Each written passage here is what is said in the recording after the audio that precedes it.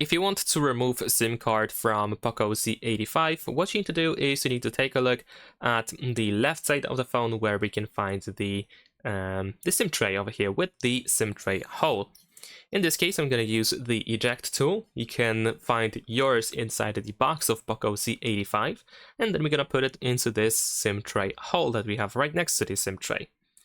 So once we put it in, there we go, then you want to push it into the phone with a little bit of force in order to make the SIM tray pop out like this. And we're gonna use fingernails or fingers in order to remove the SIM tray from the phone. As you can see, I have two SIM cards inserted. In order to remove them, you can just push them from the other side. They come out really easily. And there we go, just like that. Of course, if you have a memory card, you can just remove it as well without any issues. Over here on the SIM tray, we can find out that this side is the front side, I guess. So this is how we insert it back into the phone. And of course, make sure that it is fully in and it doesn't stick out.